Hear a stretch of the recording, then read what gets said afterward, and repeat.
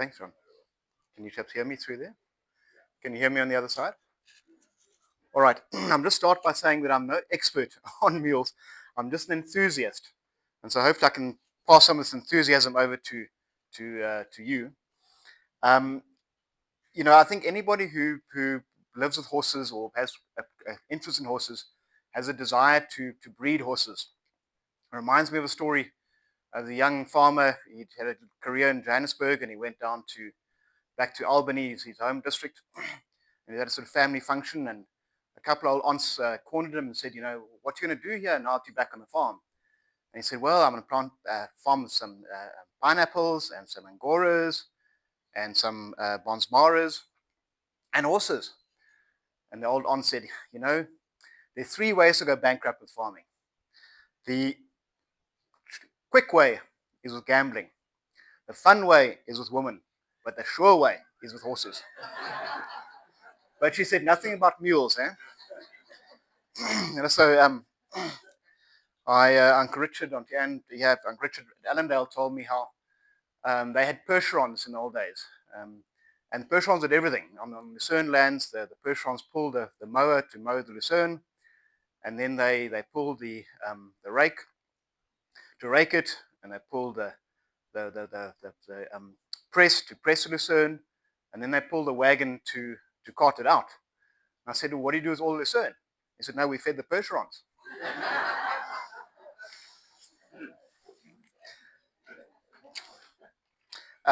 Okay, now, a mule, as you know, is a cross between a horse and a donkey.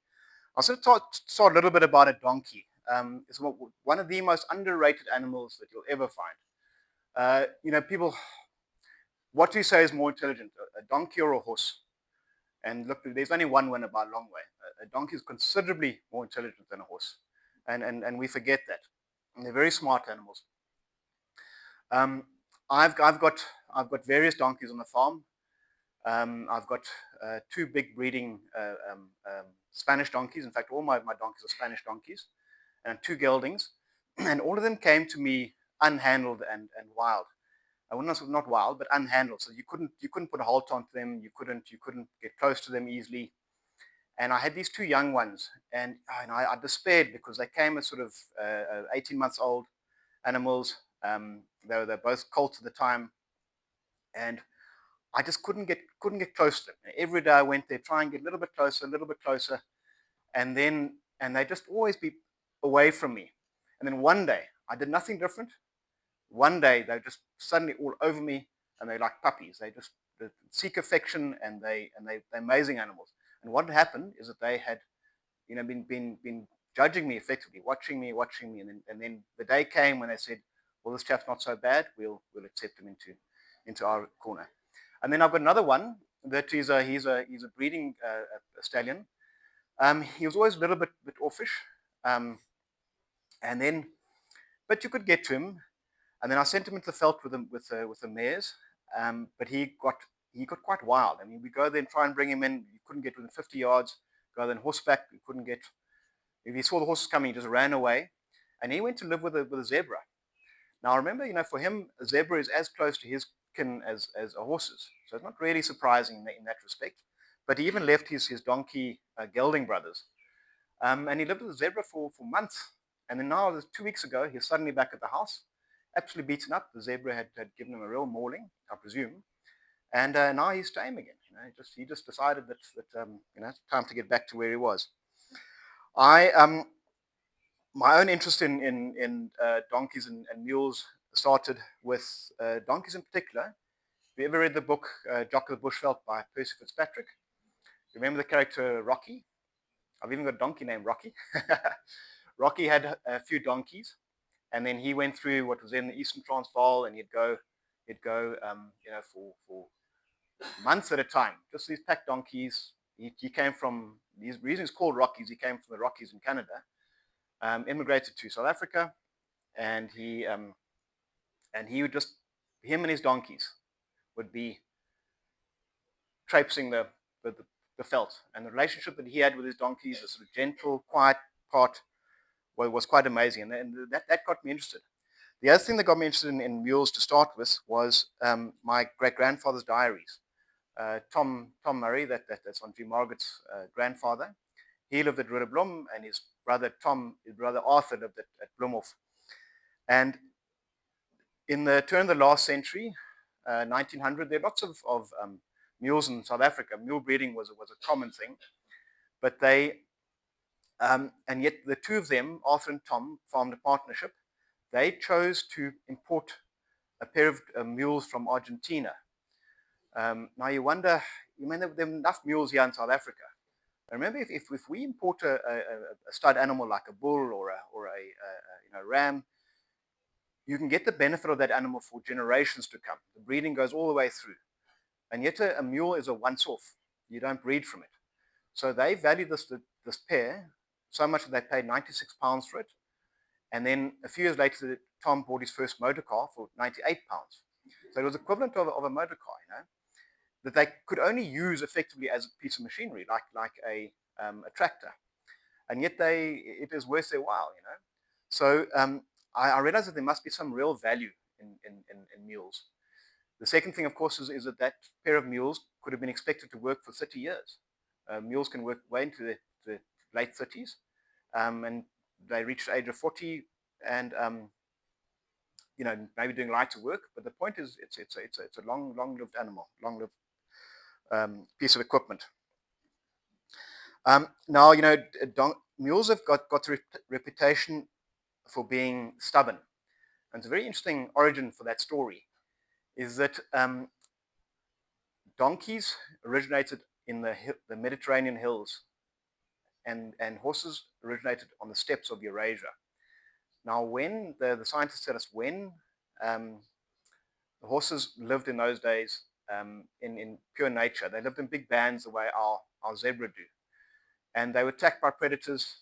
There were lions, and there were bears and wolves, of course, in Eurasia.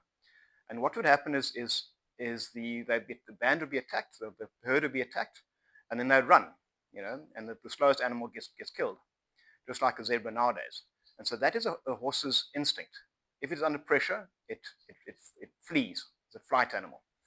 Whereas a donkey originated on the steppes on the Mediterranean hills in small bands.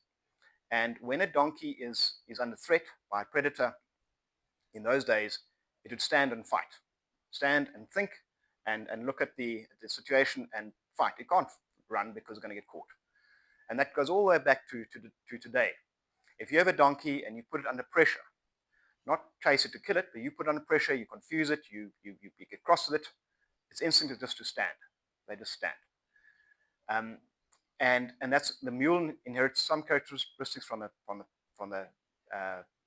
mother horse, and some from the father donkey. And one of the characteristics it inherits from the donkey is the stand and fight, but more a case of stand and think. They apparently got a credible sense of self-preservation. That he won't do anything that will endanger him. So there's another expression that you can ride a horse over a cliff, but a mule, never. You can flog it as much as you want, it will not do that. And so that is where this perception of stubbornness comes from. But it is certainly not justified in that respect. They are very, very smart animals. Okay, I've got before we go onto the board over here, the mule has been here throughout history, of course. Many, many years ago, they must have realized that there was a reason that mules would have been beneficial, and they bred them. The Bible mentions mules. Can anybody tell me about where in the Bible it's not Dr. Mark? Anybody else? What does the Bible say about mules? Cheryl, do you know? All right. Well, in Leviticus, the book of Leviticus, chapter 19, verse 19, it says, "Keep my decrees, do not mate different kinds of animals." Also, at the same time, it says, don't use two different pieces of cloth, two different fabrics in the same cloth, and don't sow two different seeds in a field. But the Israelites, they were smart people, eh? They always had a way around things. So they didn't breed. They forbidden to breed mules, but they were not forbidden to use them. So they buy them from the Armenians and the Egyptians. And then another curious thing is why are mules not used so much in in in British society?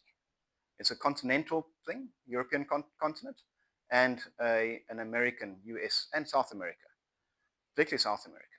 And one of the reasons is that mules for the British have an association with Catholicism. The Catholics used mules, and just it had a stigma, and enough of a stigma that the British rather used draft horses, or they used oxen. But the Pope himself rode a mule. He rode one because he rode a white mule because he was known as Christ's vicar on earth. And then during the Renaissance in particular, the cardinals rode mules as a sign of humility. More practically, especially in Latin America, the priests in a very rough country would ride mules to get over the mountains. And then, do you remember, the story about Absalom? He was Solomon's son. And he rebelled against Solomon, and he fought against Solomon. And then he was riding a mule when he went under a branch or fork in a branch of a tree, and he got his head stuck. So I think mules didn't get a good sort of association from that. But they were about. They've been about since antiquity. I forgot to ask: has anybody here got experience with mules? Peter, I'm one of the last of the generation that didn't have an experience. I think the most recent mules were working mules on Rudderblom, and Tim remembers them from the 60s. What about you chaps, John? Not your day. Did you? And did he use them on June, on Saturday?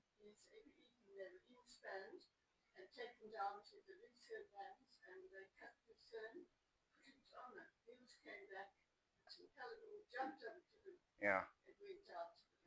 Okay. So a donkey female and a horse stallion, that product is called a hinny. And you don't get them that often. They don't easily crossbreed. And apparently they are almost identical. You'd have to do a DNA test to determine the difference between them. Now, what is a hinny in Afrikaans? Uncle Willem Loch, he knew. Who knows? So if you get a mule, and then you get a hinny, you get a male. Chantel taught me I mustn't say male is males as in huil and oil, not males as a kilometer. Okay, so you get a mule and a male and a hinny and a botterkop. Botterkop. That's a name for a hinny. And then what is the reason that they can't reproduce? And the reason is that a donkey has 62 chromosomes, a horse has 64, and a mule has 63.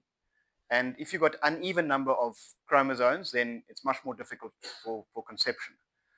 I actually asked Mac McFarlane, if he'd been here today, he would give us a little explanation about the complications about how it works with the chromosomes, why you need an even number of chromosomes. And I asked Mac because he's got decades of experience. He's a very well-read and wise vet. And he sent me something on ChatGPT. So even he uses ChatGPT after all his decades of experience. The point is it's not that she can't conceive, it's just it's highly unlikely to conceive. So it is possible. And there are cases of mules conceiving and giving birth to live young. One of the complications with a proper mule is that it is, I forget the name now, there's a certain blood disease. It happens in humans, it happens in all mammals, where the offspring inherits a allergy, incompatibility with the mother's milk. And that often happens with mules because they are such different species. And then you got to do a blood test, and then it's only the colostrum. So you just stop the baby drinking for the first few days, and then thereafter, you feed it other colostrum, of course. You provide other colostrum from a mare, and then you can take the muzzle off. They put a muzzle onto it, take the muzzle off, and then it's fine. Now, people say, okay, well, if they can't breed, then you're sort of guaranteed of not having to worry about keep them separate and all that kind of things, males and females. And it's not true. Firstly, the mares do come onto heat and actually come on quite strongly, so much so that there are times that they have to be spayed. They actually spay mules because they have very strong heat cycles. And then the stallions, you almost never get one, and they get extremely aggressive. You have to geld them. They're impossible to work with as stallions. Now, interestingly, a horse stallion is a difficult animal. He can be difficult with all the hormones.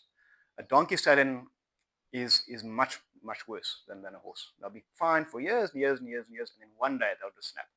And they say a mule is the same. You have to geld them. And then terminology. We know we've got a horse is a stallion, a mare, and a gelding. A donkey, jack, a jennet, and all called a jenny, and a gelding.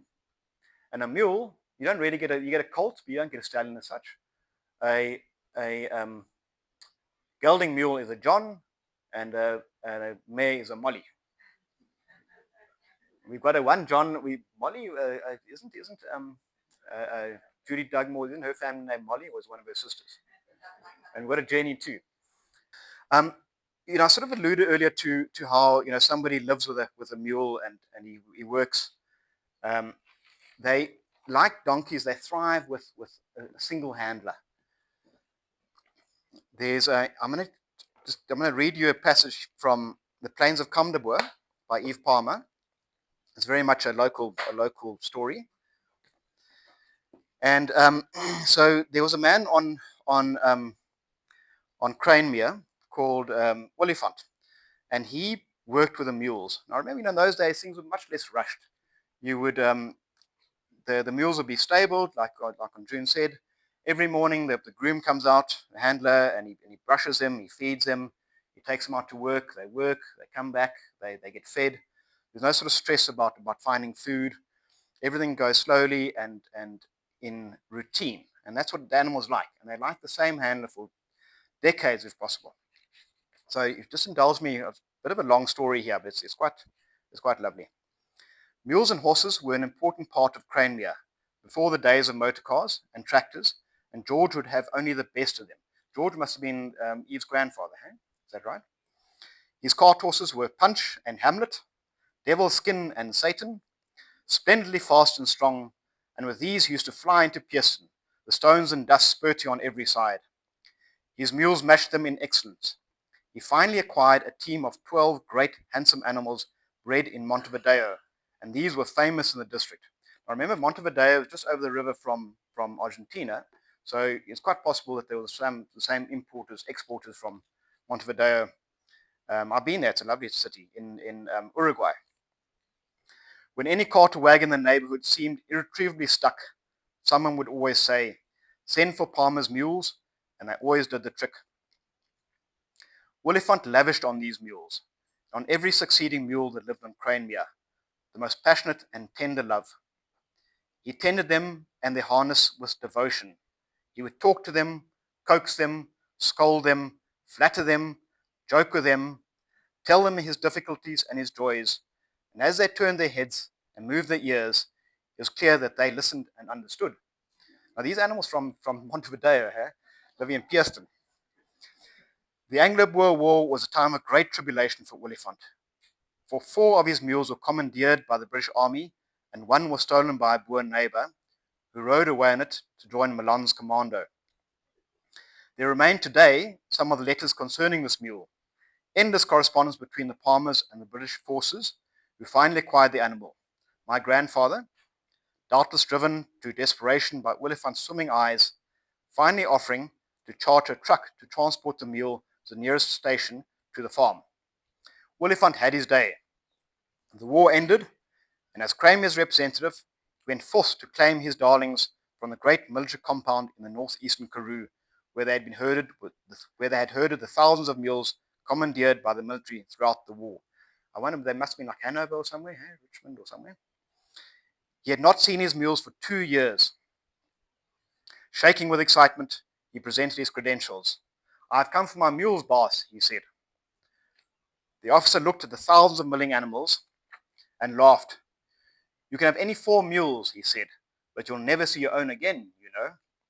"I want my mules," said Oliphant, and he climbed onto the high fence around the compound, looked down on the sea of backs below him. "There's my mule," he screamed, "and there, and there, and there." And he called them by name. "Dapper, Kaptein, September, Swartman." And out of a mass streamed his mules towards him. The gates were flung open for them, and Oliphant and they embraced. And it was difficult to tell whose were the tears and whose were the nays. And just another little bit by Eve. "Years later, I was a school child coming back from boarding school in Port Elizabeth. Oliphant would sometimes be sent to meet me in Pearson, and I would travel back the last 10 miles with him by mule wagon. I remember lying on my back in the bottom of the wagon, eating cold green mealies and tossing the cobs into the veld, looking at the pale Karoo sky above, with little kestrel swooping and listening to Oliphant gossiping with his mules. If queens know greater pleasure, then they are lucky indeed." So yeah, for Oliphant, they were his life, and that's why it worked so well. Now, incidentally, on our family back to Rudderblom and Bloemhof, Arthur Tom had a remount station on Rudderblom, and at one stage there were 900 horses on the Praieswachter. And he was reasonably safe from theft from the Boers. But Arthur at Bloemhof, he was raided by the Boers, and they took his oxen and his horses and his mules, so that they stole them. Now, having said that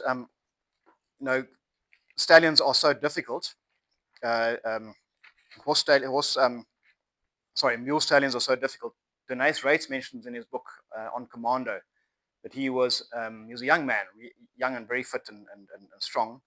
And when he was on the Northern Cape with Smuts' commando, then he captured a wild mule.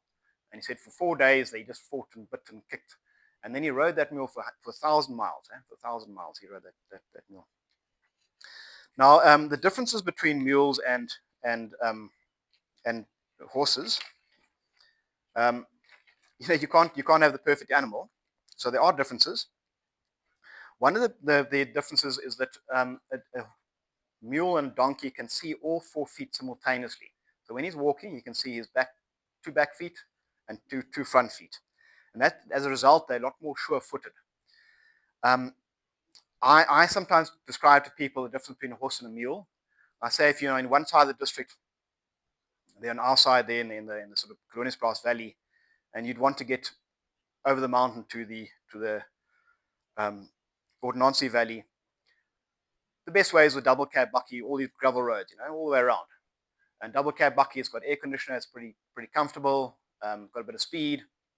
But if you had to go over the mountain, you'd want a Land Cruiser. And it's exactly the same with horses and mules. A horse will be more comfortable going around the long way, but for a 4x4 over rough rocks and things, then that's when you want a mule. I mentioned that their longevity, they live for a lot longer, so they're active and they can work a lot longer. You seem to find mules for sale that are 6, 7, 8 years old, whereas donkeys for sale horses for sale are 3, 4 years old. They've got tougher feet, hooves, so you don't have to shoe them rather. They're unshod, largely, especially in our kind of country. We don't need to shoe our mules.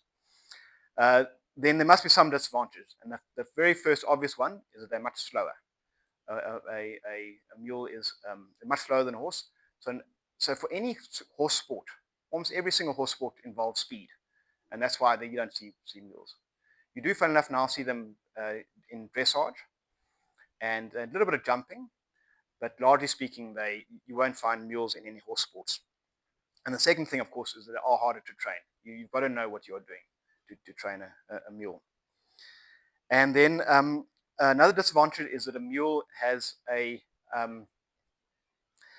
different shaped back from a horse, and many horse saddles don't fit mules. So you kind of got to get a custom saddle made, which is a disadvantage.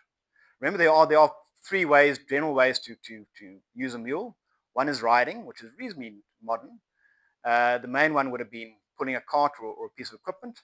And the third way is packing, where they pack big packs on them and then they take them up the mountain or wherever. Okay, is Kathleen here? Get the photographs going.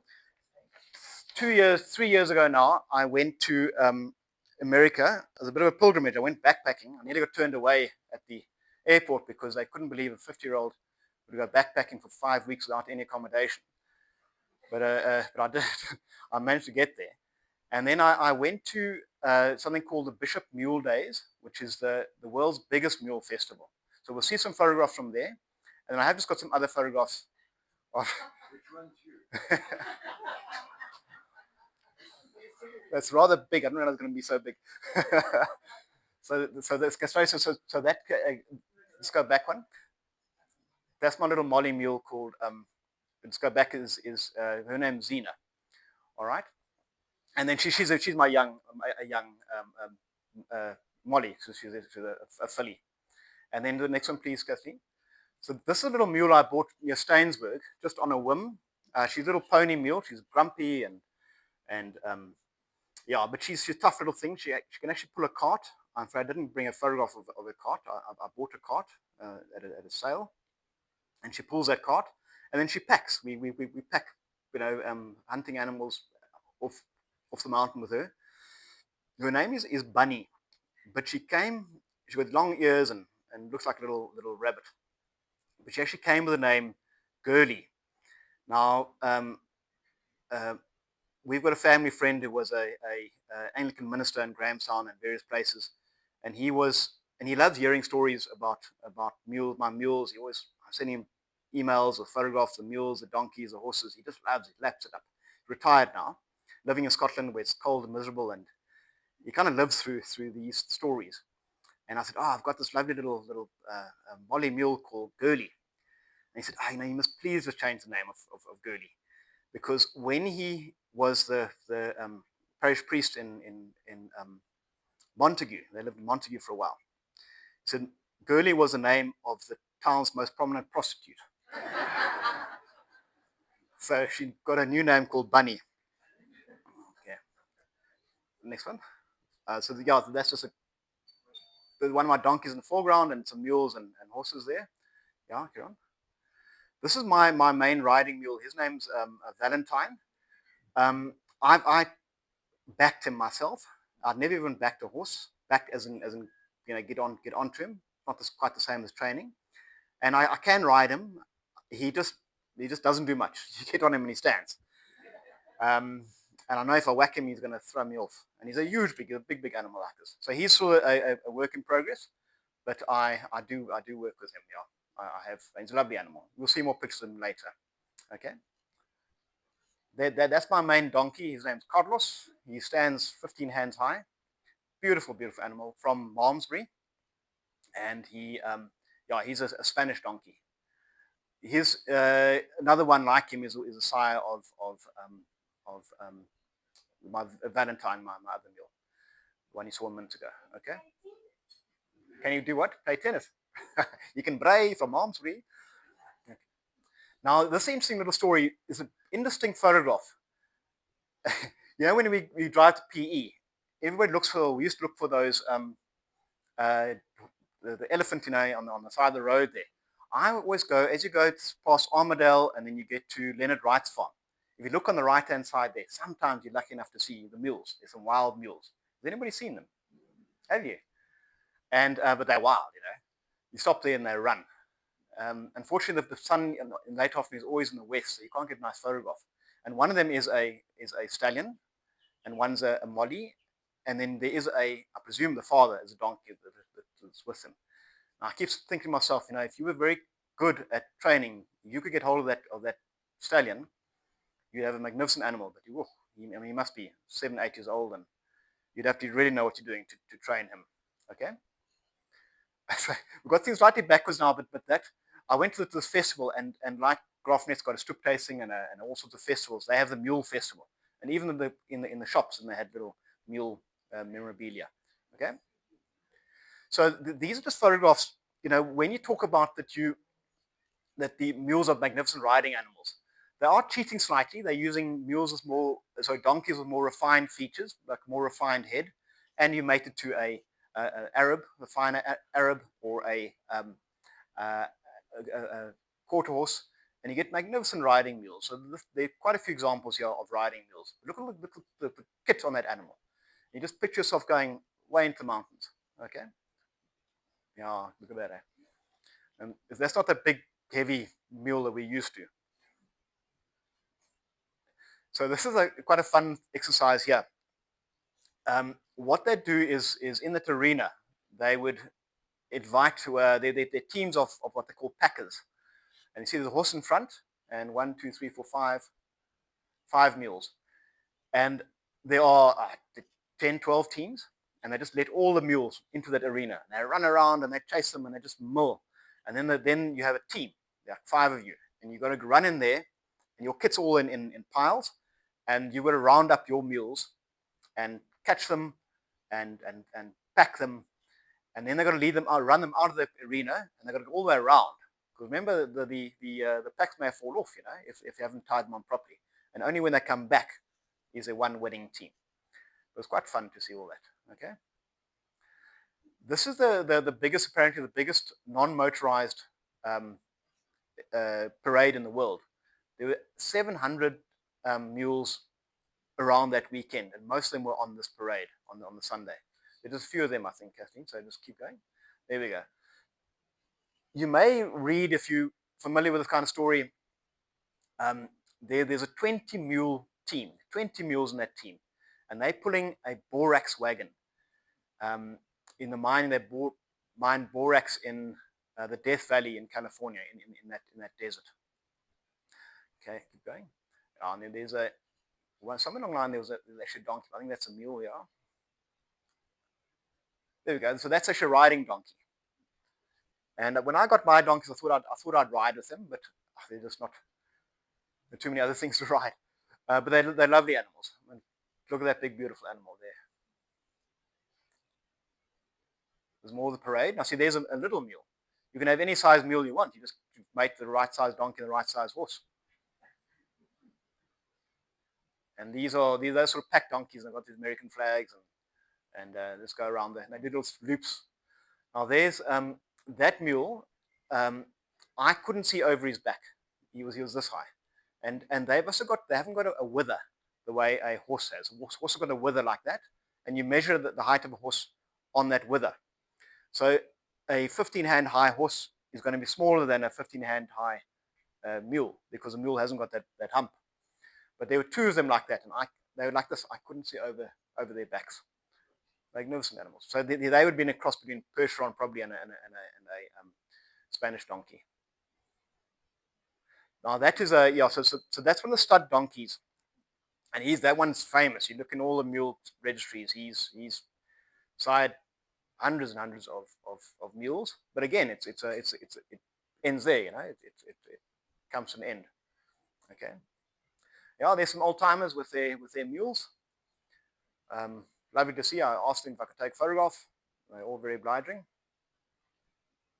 There's another chap with his mule. And, if they make a thing about being cowboys, that's what we had.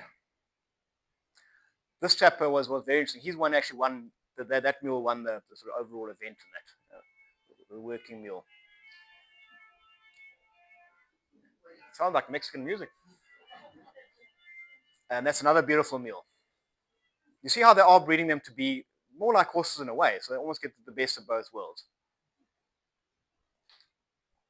Oh. Now, interestingly, I'm going back to America in April. I went to this event, and it was a huge big show, and you just go and observe. Whereas this time I'm going to sort of be more hands-on. I'm joining a small clinic, and a much, much smaller event like this, but a fraction of the size where much more interaction.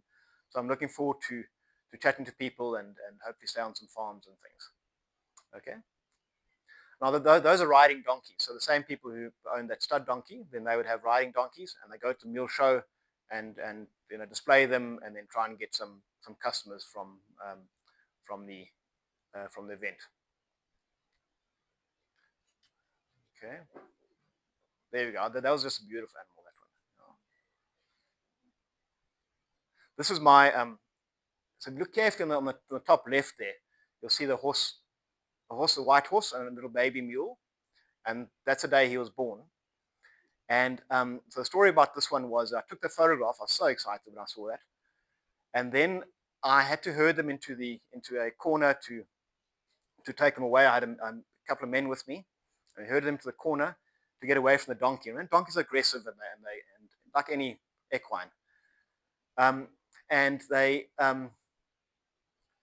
So I want to get the donkey out the way, and I was standing. The donkey was with where I'm here, and the horse was on the other side with her foal. And I was fiddling with his halter. I put a halter on him. I was working the halter, and she came back, and she wanted to kick the donkey. And I was standing like this, and she kicked me on my back here, and she broke the first blow, broke 3 ribs. I can't remember. I think the other one was a glancing blow here, and I fell because they kick, and then they kick again. And when I'd fallen, she kicked me again on my arm. And I remember at that moment thinking to myself, if that blow had hit me on my head, it could hit me here. It's my first time my mother's hearing the stories. But I tell you, I don't think I'd be standing here today if that second blow had hit my head. We couldn't get this picture big enough, but you look very carefully.